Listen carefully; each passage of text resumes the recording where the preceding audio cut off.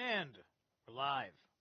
All right, what's going on? It is Zerlath Immortal, and I am getting you for an afternoon run. All right, so this is Ringland. This lecture is going to run about 50 or so minutes with my commentary.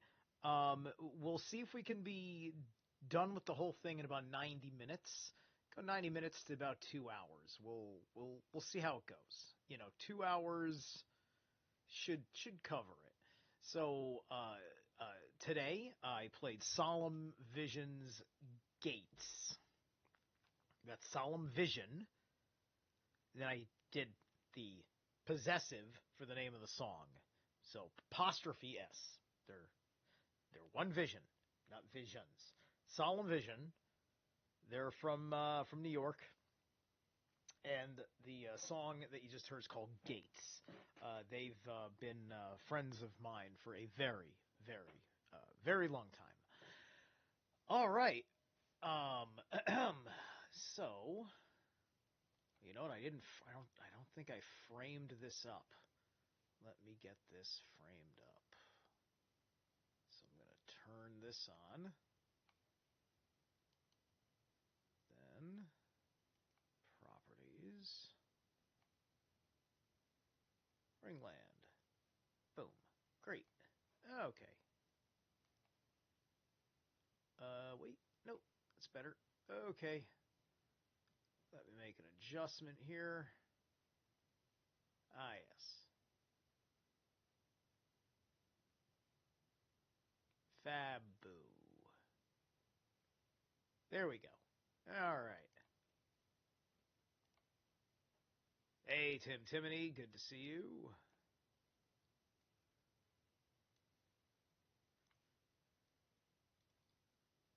All right, so Ringland. Ringland, I think was made around the same time that the language ring was made, because he kind of mentions that he wants to do that, and then I'm noticing that it's kind of like the same film kind of situation, same area. So this would have been released the same year, probably the same time as the root language lecture. So anyway. Okay, Jim, I'm ready. So we start. We start like this. Yeah.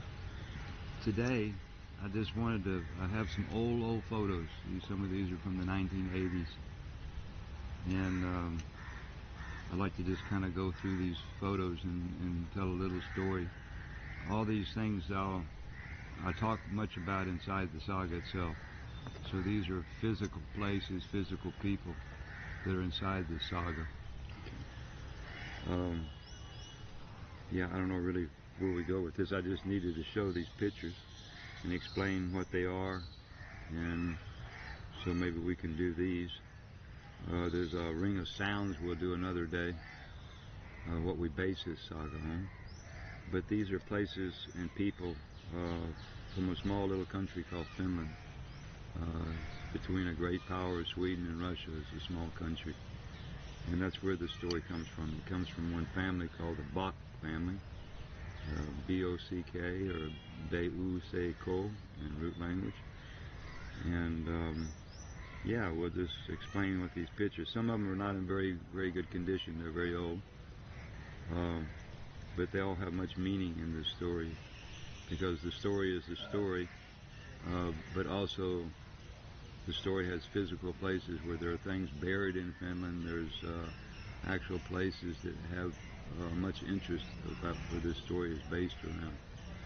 So I can start to explain what these photos are. We can go one at a time here. This is a very low budget situation here. This is a picture of Eeyore Bock. And was my mentor. He's passed away now, a few years ago. He was the last member of this family. This photo here is when I first met him, about 1986 or 87. Later on, he became gray and much more. But this is what he looked like when I first met him, when I first heard the saga. I first heard the story in the in the winter of 1985 from one friend of mine. Had one cassette tape, and this friend of mine, I have some pictures of some drawings he was making, some rings, and in these rings it showed where our alphabet, where it comes from. Why does an A look like an A? Why does a B look like a B? Why does a 4 look like a 4? So we had this, my friend was drawing these rings, and he said, would you like to hear a story? I said, sure. So anyway, I listened to this tape, and I listened to it, and I listened to it, and I listened to it, and I listened to it, again and again and again. And each time I listened to the tape, I heard more things that... And by the way, that's a very fundamental thing, right? Something like the most fundamental level of the seeker is somebody who thinks about making sure that they have the depth of knowing what their language means, and that their language has a depth of meaning, and it's not just so you can run around and process information between you and your buddies in whatever activity that you're doing. It's for a higher command of the atmosphere. That I had been looking for my whole life, answers to questions that seemed like no one had those answers. My name is Jim Chestner. I'm from America. Not so proud to say so, but anyway, that's where I come from. I don't know. I was born in the States. I was raised in the South, and I was born a Baptist. From the Baptist, I couldn't find the answers that I was looking for. Later on, went to a Catholic boarding school. They had no answers. I went to a Jewish summer camp for a few years, and the Jewish people didn't have the answers. And later in my life, I went to the Muslims. I spent much time with Muslims in Morocco, India, and they didn't have the answers to those questions either. I spent much time in India with the Babas, the Sadhus, traveling around listening to the Hindu philosophy, which was closer to what I was feeling, but they didn't have those answers for those questions either. I spent much time with the Buddhists in Thailand, and they were quite close to where I was looking for, but they also didn't have those answers. There's 4 questions that I needed to know about. It seems like most people are really stuck in the material world. They never really have time to look into deeper things of the meanings of these 4 questions, and I'll give these 4 questions and what I was looking for in my life. But they're ancient questions. Been millions and millions and millions and millions of human beings ask these same questions. You probably get millions and millions of answers, but I listened to their answers, and none of them made a logic, and I needed some kind of logic about these things. There's a word called believe, and there's a word called understand. And many people believe in this and believe in this and believe in this, and a belief you can change from day to day. I can believe in Jesus today, I can believe in the Buddha tomorrow, I can believe in Krishna the next day. You can change a belief, but an understanding you cannot change. An understanding you can add to an understanding, but you cannot change an understanding. And maybe one example I'll give for this is the first question is, where is this life coming from? Who's making up this thing we call life? What is the source of all that we know today?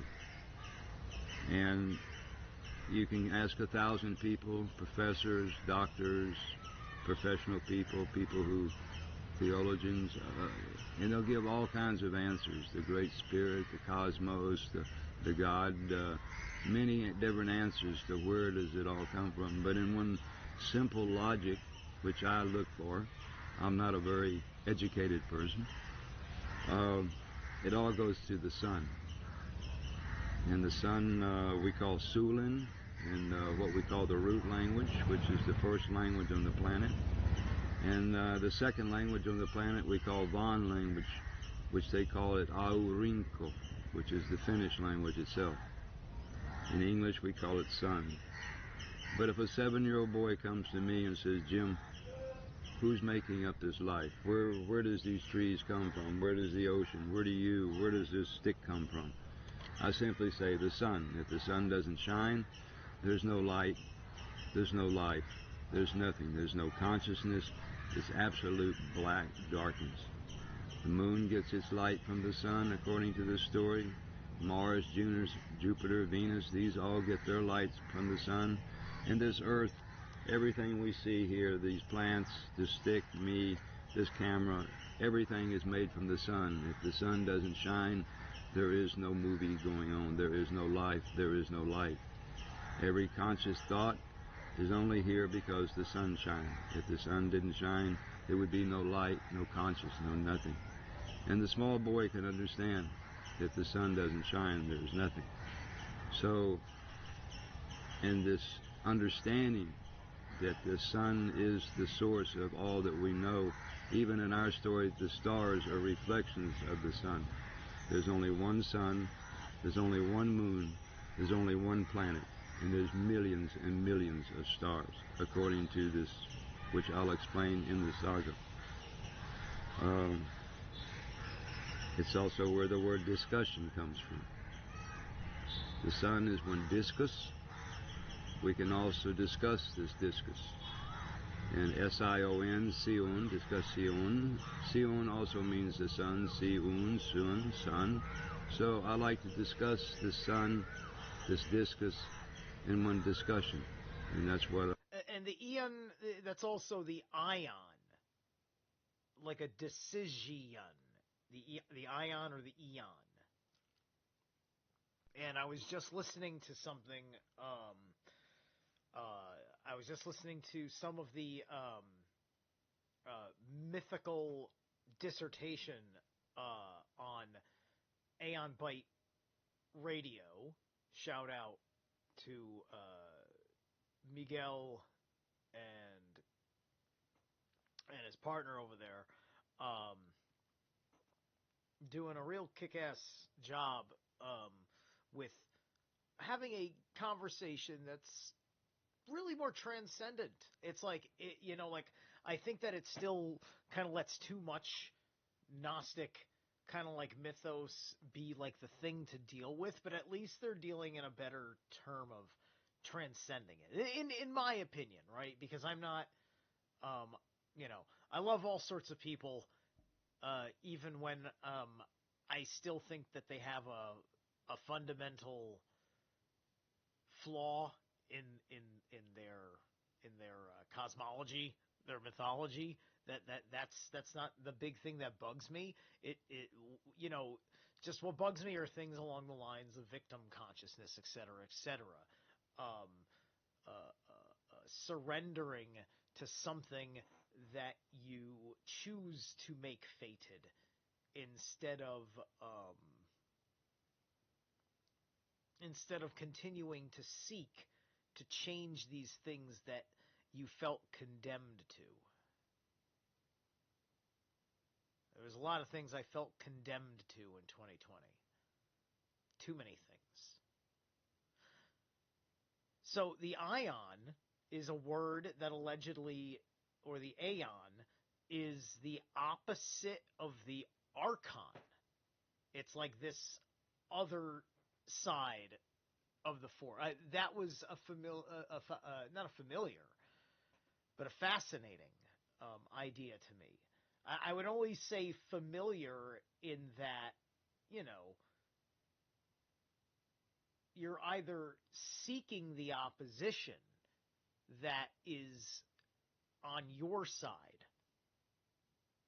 to the archons, right? And that's if we're talking about um, the archons being effectively malevolent, right? The beings that should be in those offices, right? The archons are entities that are sitting in offices. Those offices are supposed to be jurisdicted by the gods. But the archons are something different. This is the whole bit with Thoth, right? To restore the office of Tahuti, etymology has to be the absolute most important thing. The manner in which you think you understand the world surrounding you, the manner in which you have a relationship with the cup you're drinking out of, the burnt offering you are taking into your lungs,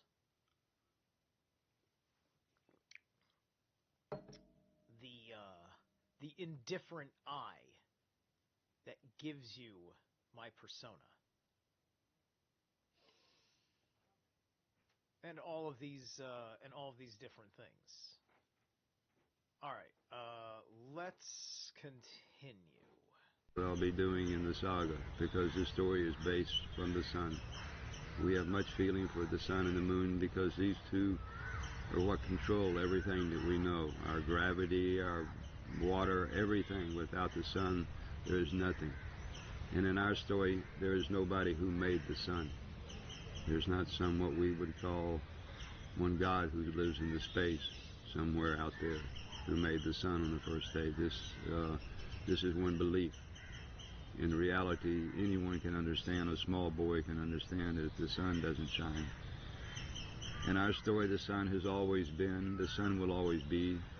It's not a star, it's really the source, it's our soul. Our soul comes from the solar. So in the sense that where does it come from, this is the first question that I had to answer, is where does the life come from? And I didn't know this answer. I could not answer this until Mr. Bock told me this. And like I said, I can ask 1,000 people where the life comes from, and maybe not even one would straight away say the sun. Second question I need to know is, who am I? Who are we? Who are we? Who am I?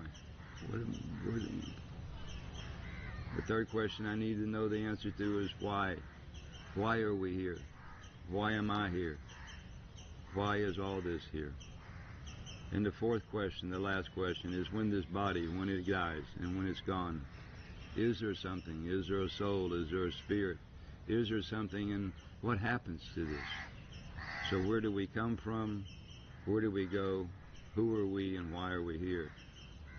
And in this saga, all these answers were answered for me in one logic, not really so much one belief. I understand it.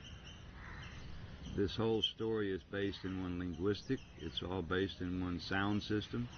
And when you hear the saga and you go into the sounds of the meaning, which I'll explain another day, you can start to put together all the answers to these four questions in one logic, not just in one belief system. Today, I guess we talk about some pictures here. Very, very terrible conditioning. I've been carrying it around for a long time. This picture here is of, there's 7 islands that this story has much to do with. And these 7 islands are just maybe 3 kilometers in front of Helsinki, Finland. If you went to Helsinki, Finland, if you went to the marketplace, you can take one boat that goes out to these 7 islands. This is a picture of Helsinki here. These are all wrinkles from being folded. And these are these 7 islands. Today there's only 6. They put 2 of them together, but originally there was 7 islands in front of Helsinki, and there's 7 hills in Helsinki. This island here has one castle. It was built by a man called Arensford back in the 18th century, 1750, I think he started it. And it's called Sveaborg, or Svea is Sweden and Borg means castle. In the Finnish language it's called Suomenlinna, and Lina means castle and Suomi means Finland. So it's the castle of Sweden, or the Finnish castle. And in the center of this island there is one hill, and this hill is still there today. You can go to this hill, and on top of this hill is one museum they built by the Russians in the end of the 19th century. But this whole story is based around this center point in this island. It's a place we call Valhalla. And Valhalla, for the Vikings, for the Swedish mythologies, is a place where all the soul goes to. It's like their version of what the Christians would call heaven. And in this story, this island at one time was the very North Pole. And still today, the actual pole axle of the planet is still based in this hill, in the top of this hill. It's actually this island here. I was pointing this island here. I'm upside down today. There's a church here, I think called Alexander Nevsky Church. And this hill where this North Pole is, the hill in the Swedish language, or root language, we call Lyssnarberget. In the Finnish language we call it Kuuntelavori. And in English we call it the Nars Listening Hill. And in the Saga I'll explain who the Nars are, what they're listening to, this whole situation. But anyway, according to this story, the true North Pole, not the top of the planet, not where the ice is on top, but the true, if you went to the top of the true axle of the planet. Today we sit like this. We're not sitting on the top like this in this point, and we spin like this. If you go to the actual true North Pole of it's on this island right here. And in the top of this pole there is one hole in the bedrock, in the granite. It's still there today. They have it covered up. It would be very easy to take some wood up and show where this story is based out of, because this story says that everything, the whole human race came out from this island, from this situation, which I'll explain in the story. This is the absolute, and if you went straight up from here into the space, you'll come to the North Star. So the North Star is based on top of this axle of the planet. It's the pole star, the Polaris. There's much to be said about this. My friend Eeyore, this was his workplace. He gave beautiful stories of 18th century, how we lived in the 18th century. Then his life, he was a freelance tour guide. People came from all over the planet to listen to him give stories about mostly how Sweden, Russia, and Finland, how they were living back in these times. And this place here would maybe be the easiest physical place to show. Today there's one museum. If you go inside this museum, you can go up to, I think, the 3rd floor. And there's a round room. And there in the middle of this round room, if you stand, you can put 1 foot here and 1 foot here. And you have 1 foot in the east and 1 foot in the west. This is the old, what we would call the meridian, or the meridian line. I think in the 17th, 18th century they moved this meridian line to England, and that's what we call Greenwich today. Before, the original line left from this hole and came straight south. It came down, divided Crete, or Creta, in Greece. It divided it in half, so you'll see one line on the map. It goes right through the middle of Crete. So Crete was actually the division. This line continues, goes around, and comes up to Hawaii on the other side of the planet, and then back to here from the backside. If you come from this way to this way, you'd make another line that goes around the planet, and it divides the planet into 4 hemispheres, or 4 pieces. And those 4 hemispheres, the 4 corners of the world, they meet at this hole in the top of the pole of the planet, which I will explain in much more detail inside the saga. Anyway, this is Helsinki, and this is just 3 kilometers in front. I've been here many, many, many times to this island. And like I said, in the saga, I'll give much more detail about what this place is. And there's other people inside the story who can even tell more than I can. So we're going to go on from this picture. In Finland, there's 4 places or 5 places that there's actually physical things buried that are part of this saga.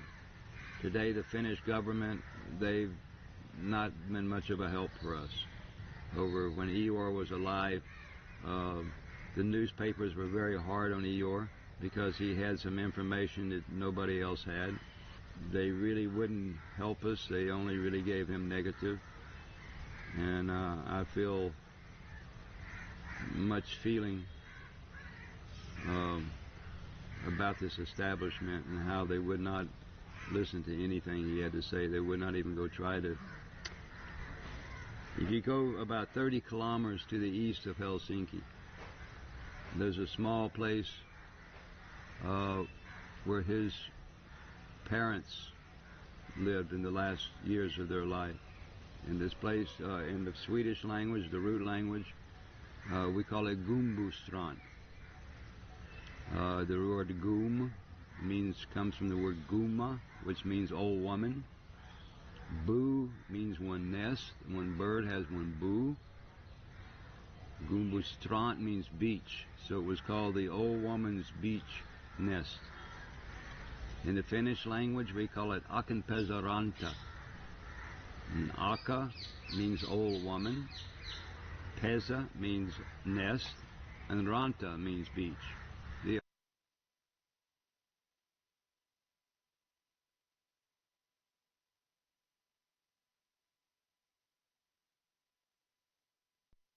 The old woman's beach nest. And in English, it's old woman's beach nest. And this story is based around one all-mother and all-father of the planet. And this Guma, she's called Akka. In Finnish language, Guma, and root language, and in English we call her Ella. And this whole place. And in this place called Akanpes. Okay, all right. So never mind with the muted because it became irrelevant because of the next words that came out of his mouth.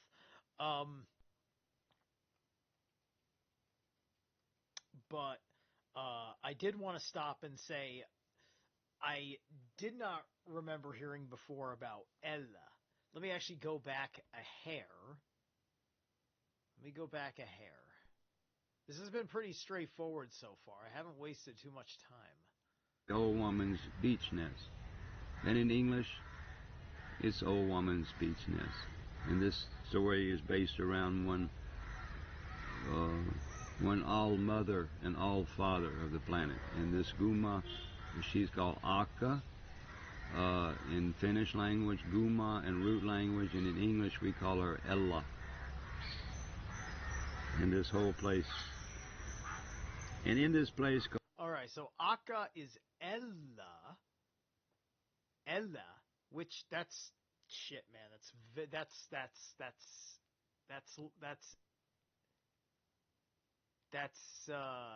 do I is that singular? Is that singular Elohim? Is like is that what Ella is? That actually takes our relationship with the word El to a new level. Now that I've actually heard this, right? Because this El, we're also talking about elves, and we're also talking about the All Mother, Ella, All Mother,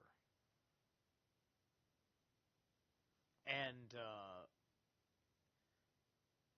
would that mean that characters from mythology like Cinderella are perhaps versions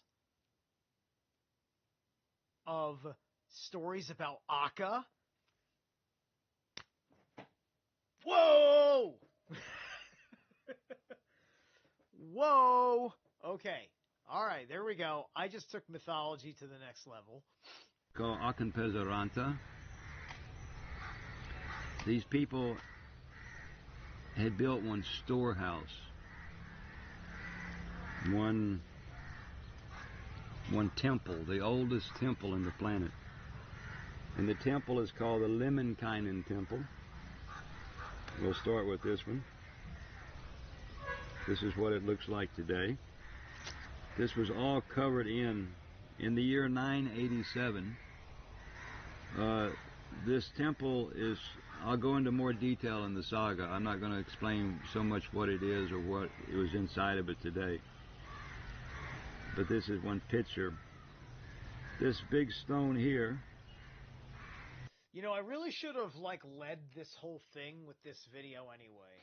You know, this actually was the kind of breakdown stuff that there was so much stuff to look over. I didn't look at the Ringland one just because I thought the title didn't seem to correspond to something starting from the beginning, right?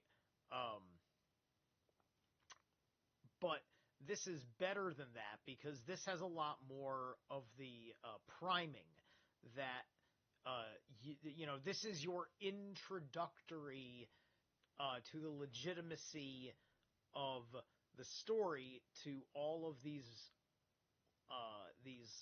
marks that are hit across Finland to explain it. Is put here by man. This is called one Ettastupa, and this is where the highest woman, the Guma or the Akka or the Ella, this is where she went to Ettastupa, and in the saga I'll explain what Ettastupa means. This stone here we call sundial stone because they had one sundial. They had a ring with a pole in the middle, and the sun could cast a shadow and tell what time it was. This hill here is called Kypelivori. It's one natural stone hill, one granite hill. This is natural. But this stone here and this stone here were actually put here by human beings. And these stones are much, much bigger than almost any kind of Stonehenge or anything like that. They're very, very huge stones. These two people standing here, they're standing in the entranceway to the Lemminkainen Temple. You can see there's one walkway going down, all granite. And now there's one cave entrance. And we're about maybe, I don't know, 50, 60 meters inside. We've taken out all this stone, which I'll maybe explain another time. But this temple and what is inside this temple is from a time we have no idea the human being was even living. It's the time we call the Paradis, or in English we call it the paradise. And Per is our father. We're all sons and daughters of Per. We're Per's sons. He's our parent. We come from his sperma. So for us in our story, Per is father. Ra is his son. Ra is the king. Ra is making the Ras, the race of people. So Para, Pera, the two, the father and the son. Paradi, D means to drink. And S is the sun in our sound system. So the Paradis is the father and his son, they D, the son. And the son, I'll explain this later on because this is a very touchy subject. In 1987, myself and a group of friends from around the planet, we all met at this place, this hill, 30 kilometers to the east of Helsinki. And Mr. Bock, Eeyore Bock, he started to tell one story. He kept adding information every year. He would add more and more information to the story. So the story kept growing bigger and bigger and bigger. But he explained that his family had closed this temple up. They had sealed it up. They'd put stones, mud, all kinds of stuff, and they had sealed this temple in the year 987. This is 1987 when we start to come here, so it had been 1,000 years that this temple had been closed. And the reason that it was closed is because these people, in the root language, we call them hedning. In the Bon language, the Finnish language, we call them Paakana. And in the English, we call them pagan. So this story comes from a time we call pagan times, or the times before the church, before the three religions we know. And in the pagan times, people lived according to mythology. The Greek mythology, the Roman mythology, the Red Indian has his mythology, the Hindu has his mythology, the Scandinavians have their mythology. So before there were, the whole planet lived according to one word called mythology, or mythology. Myth is one story, and logi means logic. So it's... And so understand that that's the spiritual war, right? You internally have the way that you see the world through your heart, through your mind, right? And how your gut feels in that environment, right? You know, this is the three parts of you evaluating your world, right, to function in: the body, the mind, and the spirit. Now imagine an unseen archonic force that tries to make you feel ashamed for having your own understanding, understanding, overstanding of anything.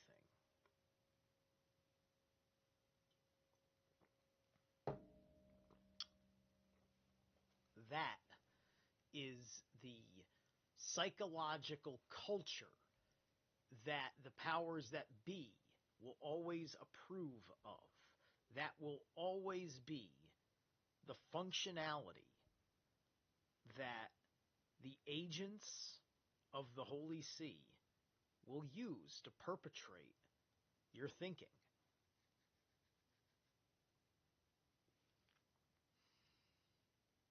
And so,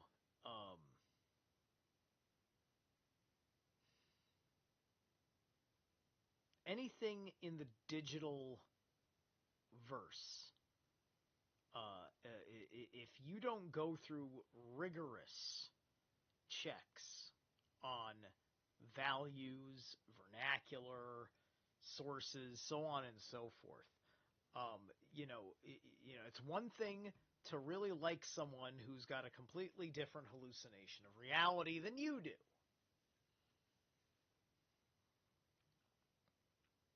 But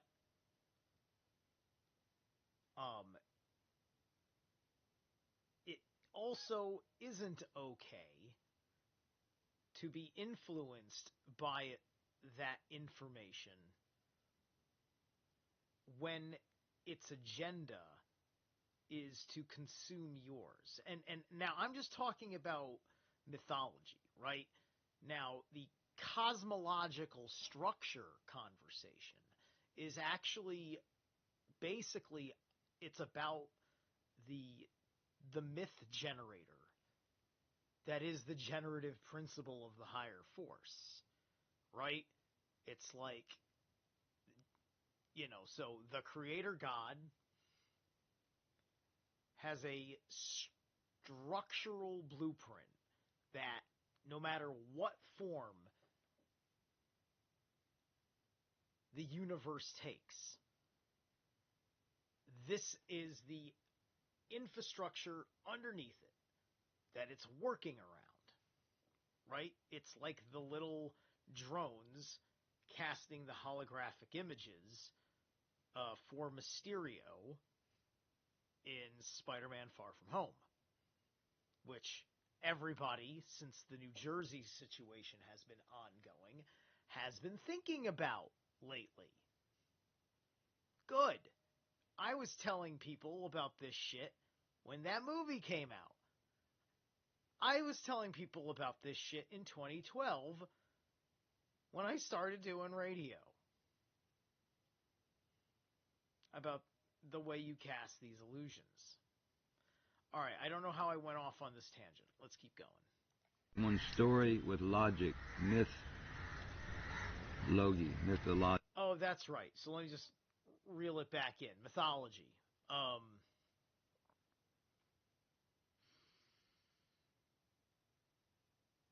Our mythology gives us an important aspect. It's a different way of analyzing objective information, right? I am what I would call an Ayn Randian objectivist and a Heideggerian subjectivist. So you merge those two things together and figure it out. That's me. I'm a Heidegger-Randian epistemologist.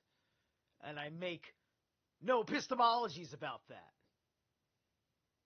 That was did that land flat? I can't tell if that was funny. That was that was me making fun of the word apology. And there must be one autistic person clapping, right?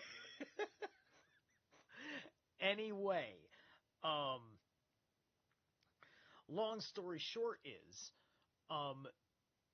they're trying to say you can only project this way of thinking or these approved, mockable ways of thinking, right? You know, the way the world is established now versus the way it was when the church was in charge. When the church, then the church sat in the function of being the mocker. Now the church is in the position of the being mocked, right?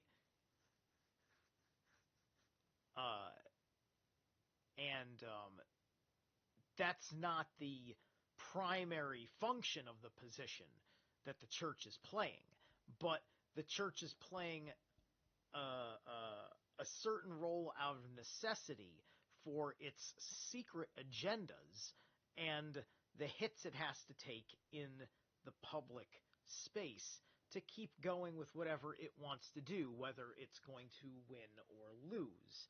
They could just be hallucinating with a lot of money, and we think that it's a legitimate threat. Right? It depends on how much wag the dogging is going on. To the point where,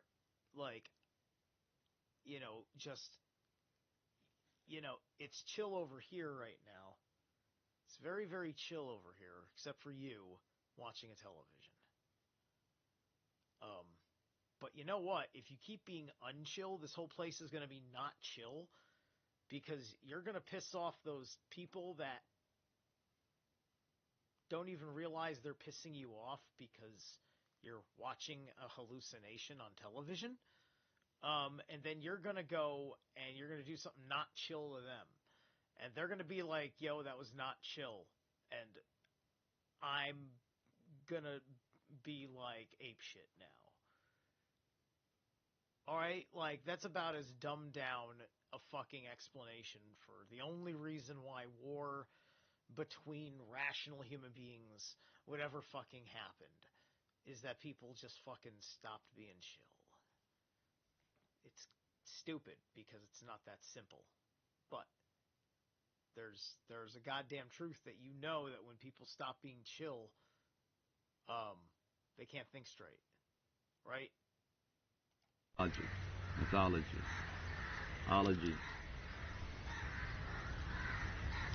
And in this story, it said that this Greek Orthodox Church had traveled up from Constantinople via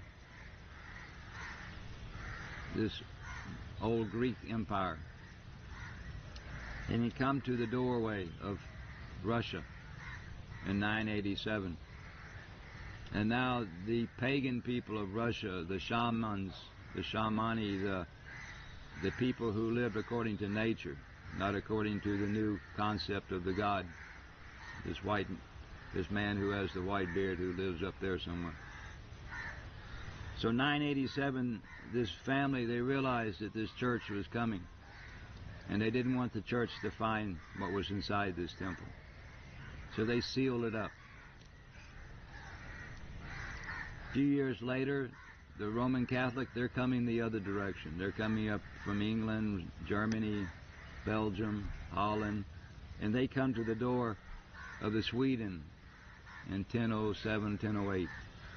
So now between the Sweden and the Russia, between the Greek Orthodox coming up one way and the Roman Catholics with this Jesus story, this small little country, Finland, who is the head of the whole pagan dome of the planet. They sealed this temple up. And they put many, many big stones. They put sand. I was the one who first put the first shovel. I was there for 4 years digging as we went inside, or as we got to where we are today. And it's said that the member of this family, this Bock family, that was alive in 1,000 years, this last male member, he should be the one who opened this temple and show it to the planet, because inside is the history of the whole human race from the beginning. 1987, July 19th, 17th, 19th, somewhere there, I put the first shovel in and we started to dig. We thought we were going to go straight in, but we didn't. We took out much sand, and we came down and down and down. And then we came to these three granite slabs, perfectly rectangular slabs, 4 meters across by 8 or 10 meters long, maybe a little bit bigger than that. And these granite slabs, completely unnatural, because this whole place is completely nature. We came to one place after we took the sand. We started the dig right up here. We came down with this sand, and these slabs were put in front of where this opening is. And I was washing down this floor one day with one high pressure hose, and there was one seam that made from this kind of cement they call rapakivi. It's a natural kind of a rock and mud that they have in Finland. And there was a seam that was covered with this, and as this high pressure hose, this seam started to fly away. And underneath it was a straight line, just absolutely straight, going 6 or 8 meters long. And when we came to the end, there was another seam, and we took it, and in the end there was this completely rectangular stone put into the bottom of this hole. And there we got one man from Finland, the #1 drilling expert of all Finland. His name is Heikki Hakulinen, very well respected. He worked for a big company called Lemminkainen Oy, or Lemminkainen Company. They were the largest construction company in Finland. And this Mr. Hakulinen, he looked at this stone and he said, "This is something very funny about this. You cannot make a straight, a rectangular." So now we stopped to dig. I was called the digging master #1, but now we come to the real worker, the guy, he's called the drilling master. This is Mr. Hakulinen. He brings out some drills, because that's what he does. He drills through granite. He's the bedrock. And he starts to drill. I'm standing right next to him, and he starts to drill down a hole into this bedrock, into this granite. And when he comes about 1.5 meters, it just goes into something soft. And I'll never forget the way he looked at me like, "This stone is not natural. This is put here. There's something between So now he finished drilling some holes, and now we had brought in some heavy equipment to try to bring this thing out, but there was no way we could pull this stone out. It had been there for 1,000 years. So he brought the dynamite, and we put the dynamite, he put the dynamite, and he blew this big rectangular stone. And underneath was another one, exactly the same, another rectangular stone. And in between there was this stuff called rapakivi, a layer of this. They had settled it down. And he drilled out the second stone. Boom. And we had one guy called Asa. I can't remember Asa's last name, but a really nice fellow with a little bobcat machine. And he would take this stone, push it out, take it up the hill, push it out. And then there was one more stone. There were 3 of these stones, completely rectangular, stacked on top of each other. And now he drilled. We blew it out, and this next year we took all this 3 granite. And then we drilled one more time. And we didn't know, but anyway, it didn't. We blew part of the bedrock away, which we felt bad for, but there was really no way we could tell what was inside this thing. So there was only 3 stones. There are some diagrams, maybe on the internet somewhere. There are some diagrams of these 3 stones which block the entrance to this, where this hole is here.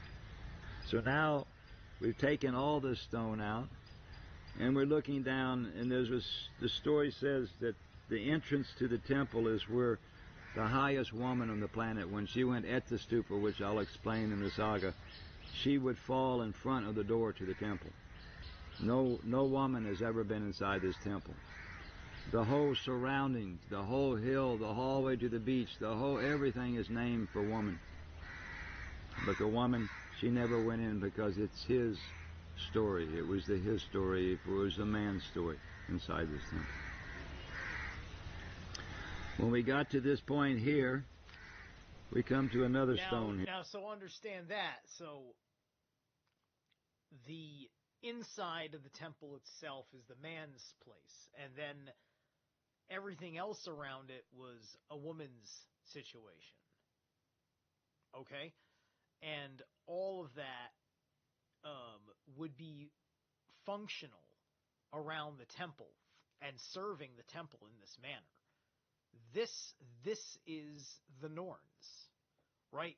So this would have probably have been the astrology women were here. Why? Because this would be very close to the base of Yggdrasil, which is the axis mundi, which is the clock that tells the time.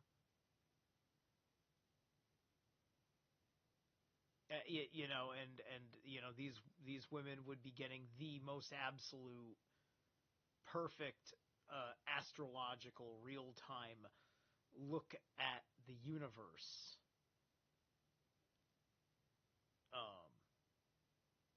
Like, I guess every night.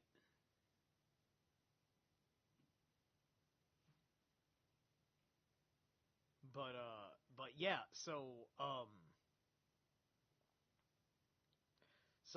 the Norns, they're the ones that they be providing this history, like this is Mimir's well. This is the well of Erd. That's what this temple is holding. It's holding the cache of all these memories, or at least a certain amount of memories. And because, if you've heard the other parts of the story, there's so much gold in there that we're talking about, there could be stuff written on gold plates,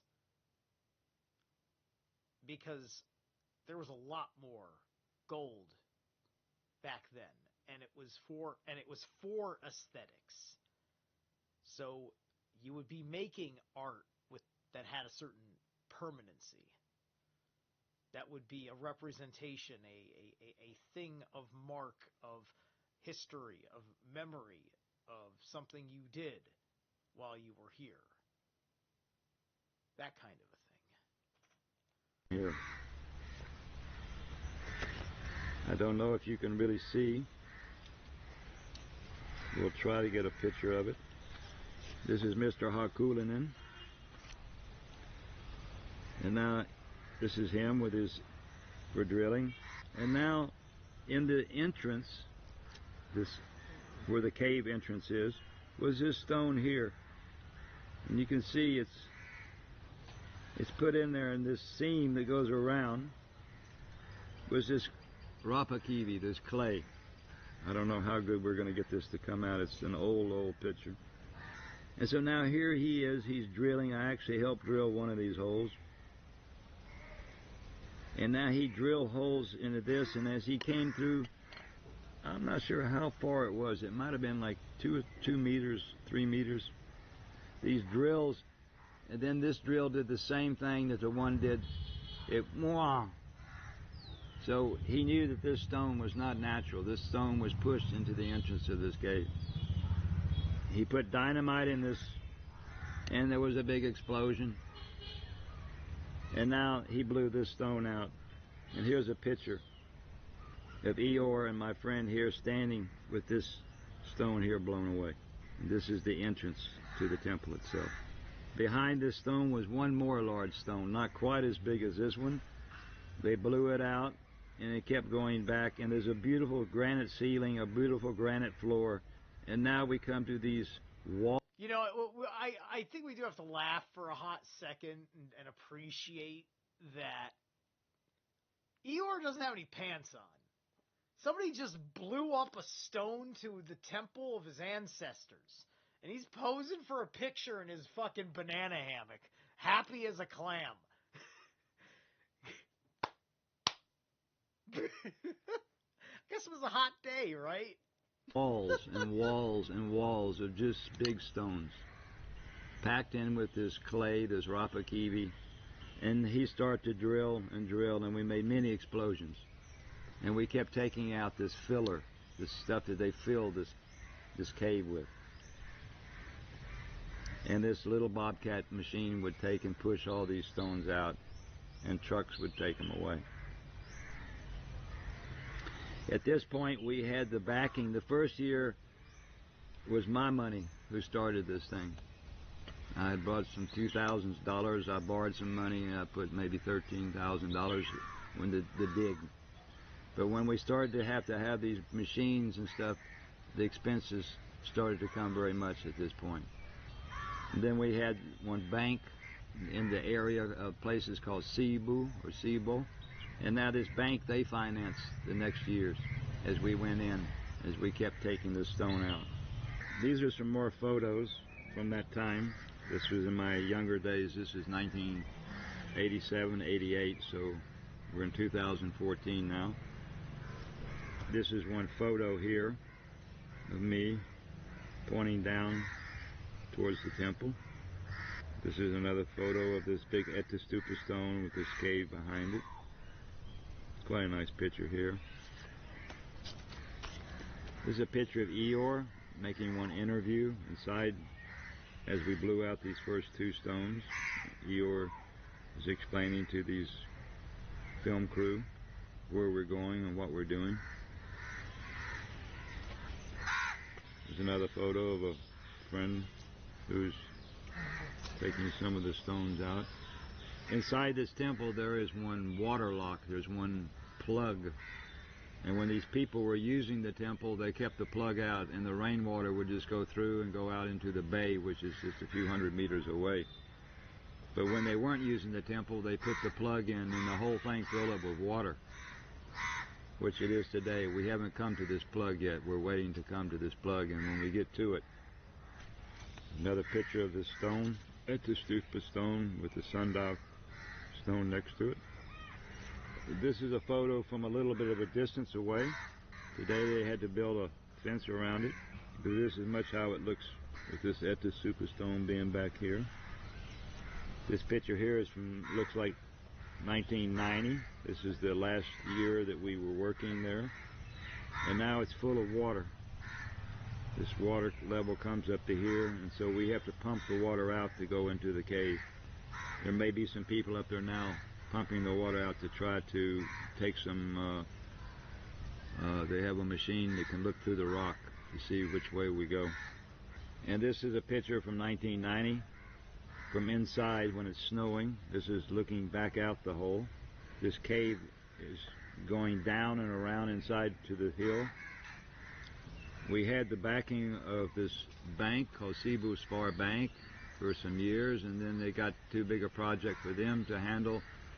And now this company called Lemminkainen Oy, or in Lemminkainen Company, of Mr. Heikki Pentti, very nice guy. I think he's passed away now. He started to support us, and he brought out some heavy equipment, and we kept continuing each summer. The group of us, we would come and we would continue this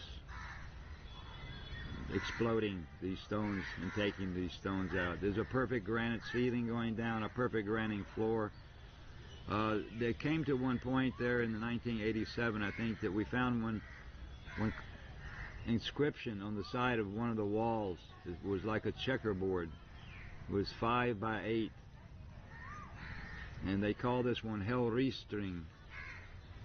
And at this point we were supposed to call the Finnish museum Museo Rasta, because when you find some kind of what you think an old human-made thing, the museum has to come and they came out, they looked at it, they said, nah, nothing. So we got to continue to dig ourselves. And that's about what I will say about the temple today. So this temple, there's a very, very big story. Maybe we go another day into what this temple is and what's inside this temple, but those are just some photos of the excavation, the excavation of this cave. X is the oak tree itself, so it's the temple of the oak. And oak was our family trees from before. And the Allfather, he was the head of the oak. If you go about 80 kilometers to the west of Helsinki, Finland today. Now, that's interesting to think about, because my mind immediately just went to the trees, right? That some, not all mountains, some mountains were trees. And if they were ancient oak trees, that would make sense that when you're digging into it, that you're making an oak's cave-ation. You're putting a cave into the oak.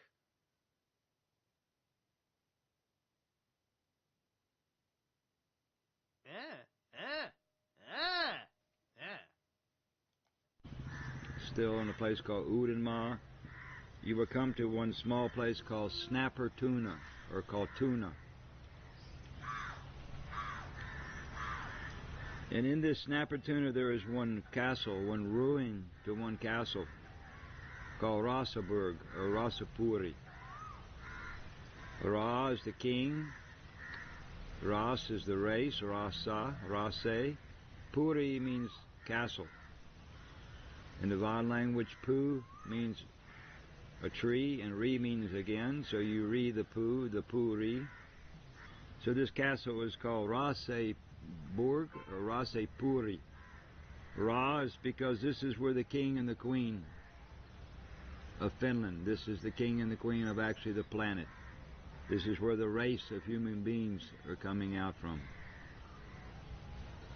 Ra is the king, he's making the Ras. Ra represents the moon. And this ruin of this castle, these foundation stones are from 9,030 years ago. And in the Saga I'll explain when they came and rebuilt this.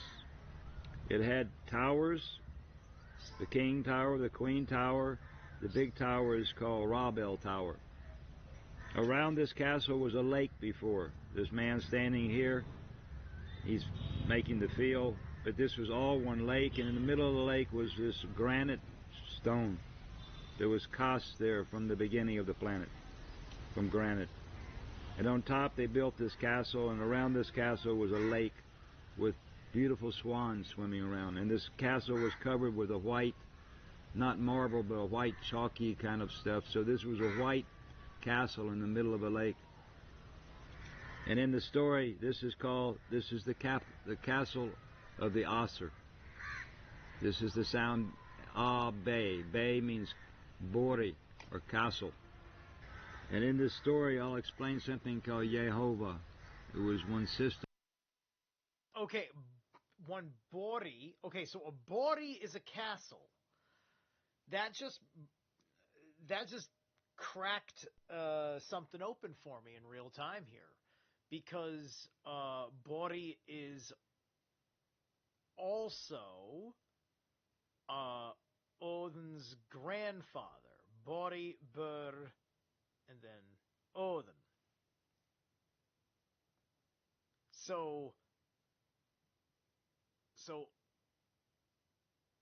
Odin's father comes from the castle, right? Which is what? It's from the cast of Ella and Ella Izaka. Huh. There we go. That makes sense. We had from before. And this castle is the Hove. Hove means the court. The sound Ah is the Aser, and Ye means to give. So we were giving to the Hove, to the court of the Aser. It was one giving system. Tell me if you guys heard that better than me. Did he say ho or hole? Because that's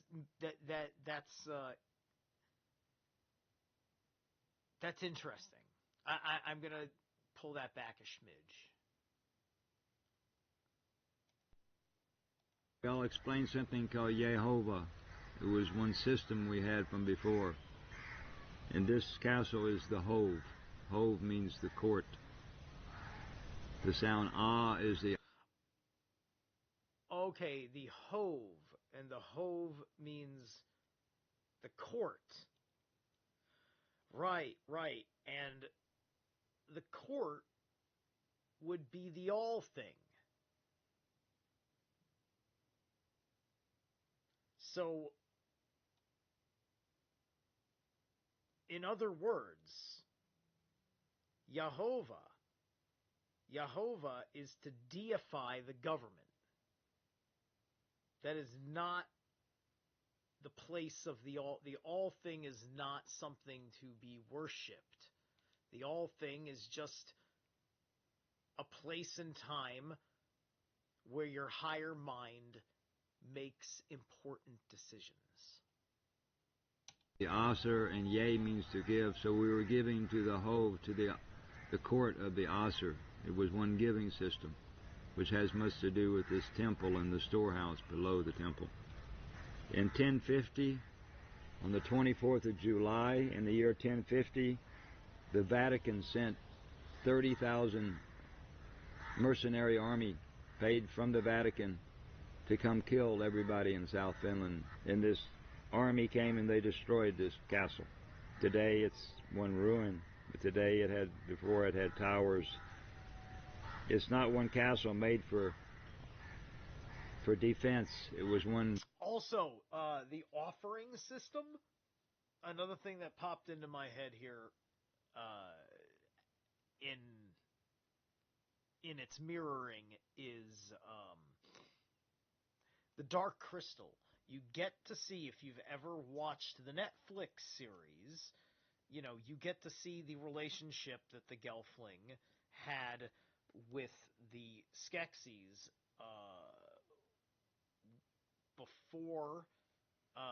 before the Skeksis revealed that they were corrupt, or that the Gelflings found out that they were corrupt, which was at the same time that they were succeeding in their plans to where they didn't have to pretend that they, had the same values as the Gelflings, right? Because that's kind of like the subtext, right? So this offering system was part of the kingdom's tribute, and the only reason why they had the tribute is because they were the authority of the crystal, and the crystal represents Yggdrasil, right? The true universal tree of life is a crystalline, symmetrical shaped structure. The dark crystal is the Sephiroth. Get it? Kabbalah is one of a handful of true black magic based systems. Castle made for baptism. Before we had a different baptism system than we have today. In Finnish language, the word kaste means to baptize. Yukaste. And if you put L on the kaste, you come with the word castel, or castle. So the castle was one place of baptism before we had a different system for baptism. I'll explain. It's a very beautiful place. We've been here. Let's think about that one more time. Churches, traditional Catholic churches, are places that you get baptized. They are designed typically in the Gothic architectural structure, which has a certain relationship to the Tartarian research.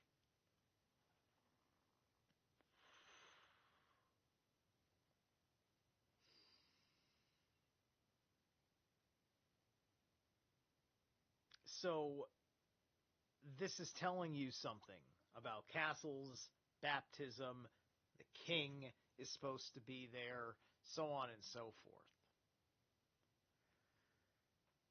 Now, does everybody get baptized in the original system, or was it only for the family of the castle? Here many, many times. It's not so far from the coast. Rasaburg, Rasaburg, the oldest castle on the planet.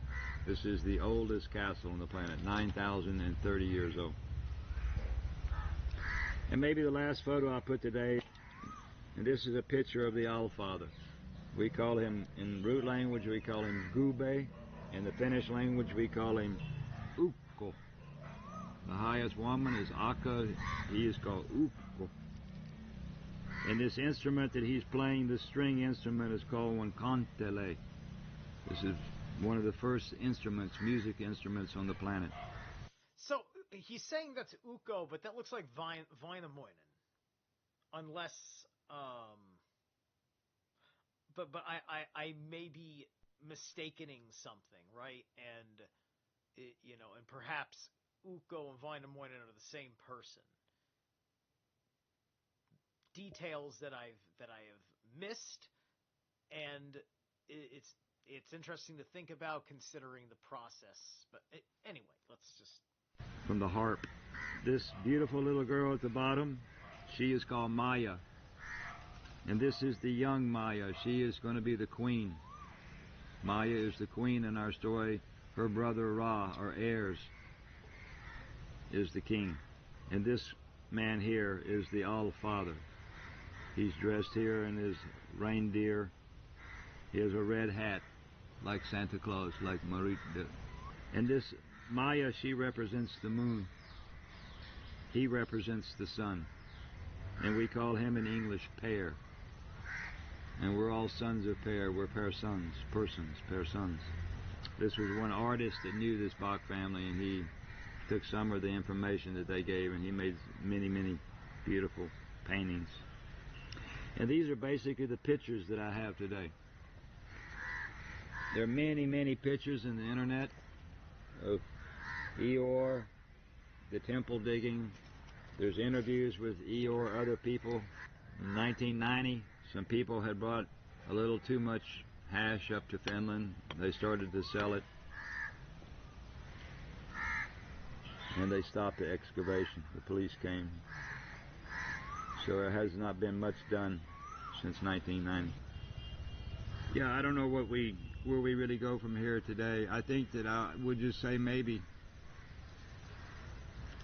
that this saga It comes from a time when the human being, we respected the nature. The human being understood there is no other place for us to go. This planet Earth, I'll explain in the saga about how this planet came into existence. It's a very special creation, created by the sun. And everything we see on this planet is created from the sun. The cameras are made by the sun. This little dog here is created from the sun. And in these days, the people would do nothing to hurt our Mother Earth. We put the Mother Earth above our own desires, our own wants. We wanted this planet to be pristine. We wanted it to be in a completely natural state, so the children in the future didn't have to clean up the mess or live through the mess that one generation where we are today. Now, remember that it was way easier to achieve the mindset under the paradise conditions. I do not have the magical torque to make a ritual that is going to straighten out the tilt of the earth, because I would need your cooperation, and it would have to be way more than anyone that's ever going to fucking listen to me this year. Unless, I don't know. There's not a lot of things I'd say yes to on that level unless I've crossed a certain threshold. And once again, this is on the downtime of me being a musician. But I have a grand mind talking about grand ideas, right? So I'm commenting on the criticism, right? There is a great deal that we cannot do because we do not have the paradise conditions. We make things certainly much, much, much worse.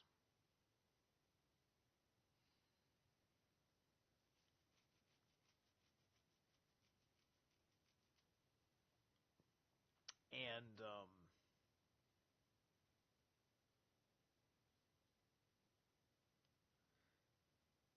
we, I think, need to relax about the anxiety level at which we allow the perception of the damage that we do to affect us in such a way, right? Because what is certainly real is when you see beauty that you know having been destroyed, right? Like, if you lived in New York for most of your life, when CBGB's closed, every motherfucker felt it. Every motherfucker felt the vacancy of the energy of CBGB's. Piece of New York's soul died that year. Right? These things happen.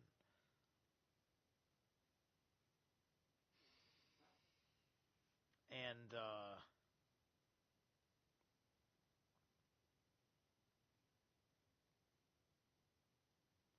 we have to not fall into despair, because now we are currently operating within these death cycles. We work on repairing ourselves from within, and it'll straighten itself on the outside.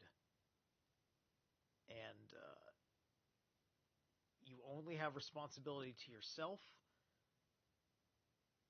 and to your partner and family. There is no other planet up there. There is no other place for us to go. This is home. It's a beautiful ball, covered with beautiful trees and nature and water. And up to just a few hundred years ago, there was no pollution really on this planet.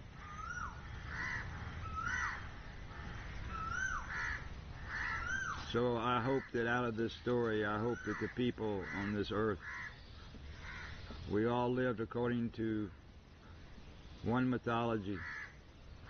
We lived according to nature. We felt like the nature was our example, how we should be. If we could live like the nature, because the nature is perfect. I can't improve the nature. And I hope that one day that the human being, we can live one life again on this ball, where we don't destroy it for the children who come after us. We respect the bedrock. We don't blow our mountains away. We respect our oceans, our rivers. We respect our air again. The pagan people before, they didn't hurt the earth. They knew that this would be for their children, and children's children had to come. Just a few hundred years ago, it was nature. And maybe somehow we can return to some kind of a nature life. It seems like maybe this technology, as wonderful as it is maybe as necessary as it is today. It's not helpful. Yes, he did, Tim.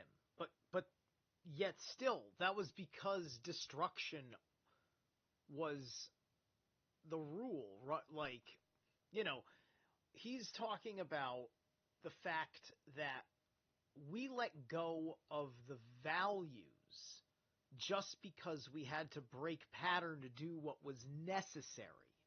Because the Ragnarok came, it was necessary to change the way we behaved, which was also what Odin wanted us to do, which is why Odin chose to create the Ragnarok.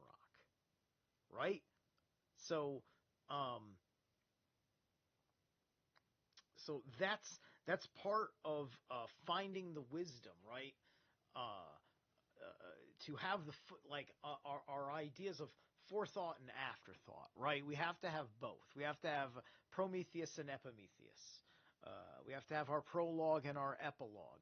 There's an entire context to all of this, right? Because the rocks that he just blew up were also rocks that had been placed there by man already. So this is moving around stuff that's been already made by man. Right?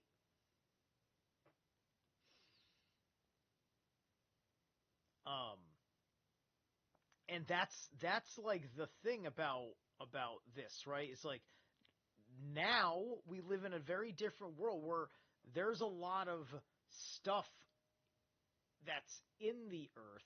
Like before the paradise, during the paradise, that is, I bet you $1 million there were fucking no earthquakes. Why the fuck would you need earthquakes? It would imply, by the merit of it being paradise, that there would be no earthquakes. And we all know that earthquakes do have a relationship to solar activity. If you didn't realize that there's a correlation between solar activity and earthquakes, well, you're welcome, now you know. Right? Okay, so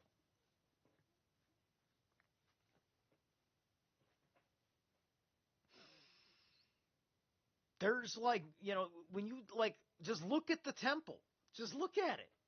Like there's a thing perfectly wedged vertically at a 90-degree angle, sticking straight ass up into the air. Somebody already did something to nature. Right? Maybe we're taking a thorn out of the lion's paw by removing that stone. You ever think of that, Tim? Huh? Ya pessimist? I love you, Tim. Anyway. Helping our earth at all. And we only have one mother. And in the saga, I'll explain about how people lived when they did respect the earth, not so long ago. And maybe that's it for today. We'll do one with some sounds, a ring of sounds, how we base this story, and one linguistic. All right, Tim, you really gotta be fucking forgiving, man. Dude, we don't like fucking Christianity because the mind will go into these absolute paradigms. Oh, look at you and your impure hypocrisy.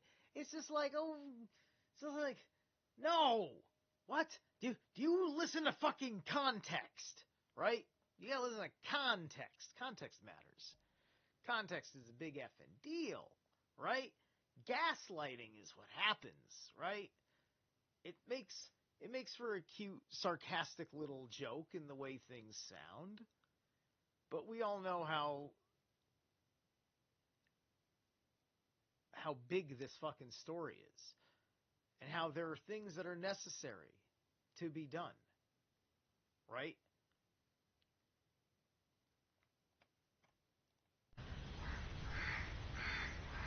This planet is one ball, and in the middle of the ball is one lance. And today we're tilted over. Tim, they were working with professionals. A professional bank that doesn't want to lose money was helping them out. They worked with a crew of people. And it wasn't just like one time. It was just like they did it again and again, and they were still working with an investor of various sorts, and it was fine. Now, would you like to say that there's a conspiracy there, Tim? Because you seem pretty insistent now on talking about the validity of his testimony. There's a whole documentary series on Lemminkainen because they got a chance to fucking excavate again. Okay?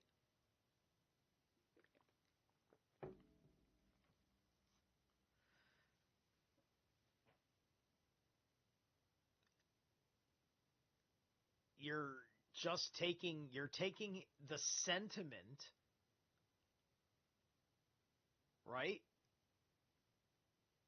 We don't need to beat ourselves up for not being perfect, for being a little bit of a hypocrite, right? You know, I talk about life all the time, but I'm also largely a carnivore. So do we want to have that argument? Because that's the universal hypocrisy argument, right? Is the guy who says he's for life, but he happens to be a meat eater, and therefore loses the moral authority to say that he is for life, right? This is a manner. This is a psychological undercurrent that is in too many fucking vegans. And I don't like it because we don't live in the paradise time. And it is way better to be able to take my body further.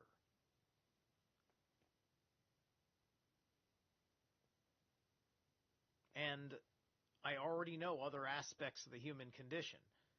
And it's just like, all right, I've endured ups and downs of a fucked up world for a long ass time. Knowing that certain levels of consciousness need to be reached before it matters for me.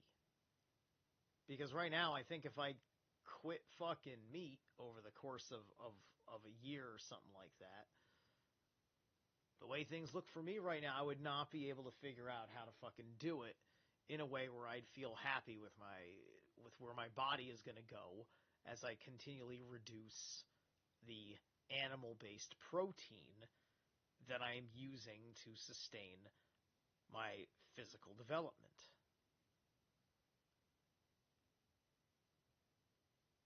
not interested.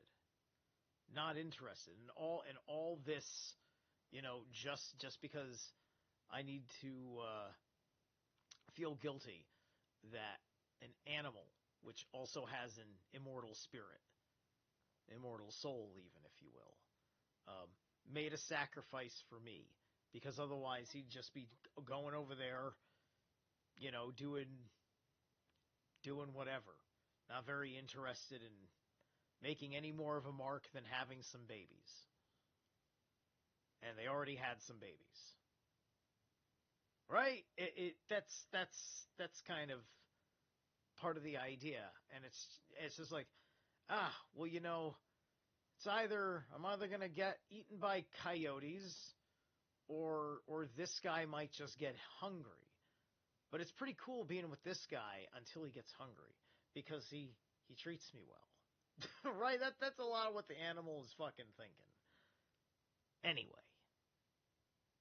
So anyway, now that we're done talking about what is or isn't a fucking hypocrite, let's get back to the wisdom of an old sage. Out of balance.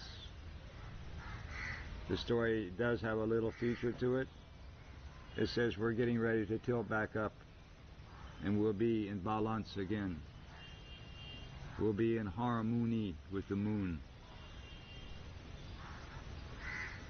It's a very, very, very big story, but it can be understood by a 7-year-old child. It's that simple.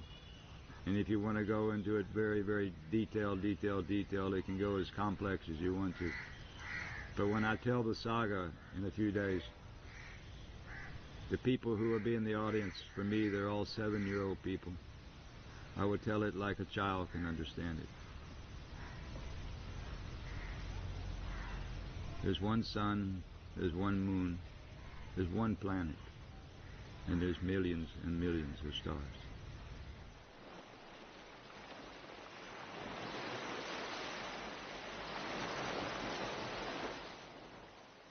All right. So that is Ringland, and man, that really is probably the best. I really have to remember that this is the one. Most people I know that I think are ready to hear the Bock Saga, that this might be the gateway video. If you're going with a Jim Chesner classic, right? That's what she said, Tim. Anyway, watch your choice of words. I'm in a mood. Anyway,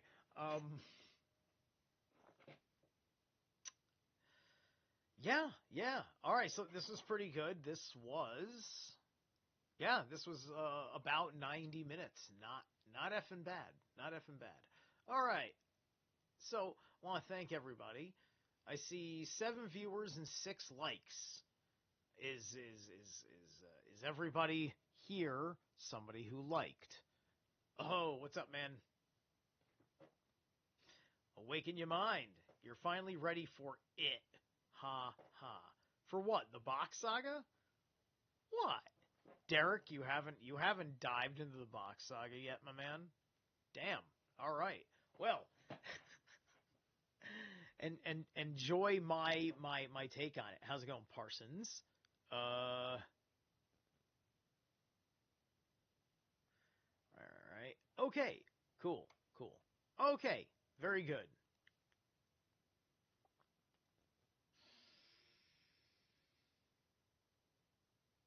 That was fun. I am Zerlath Immortal. I want to thank you all so much for tuning in.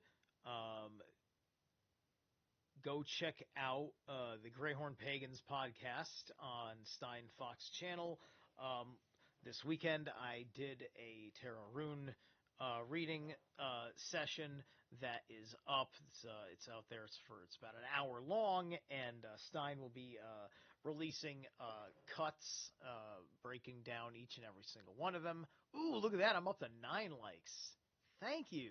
That's even cooler than I thought.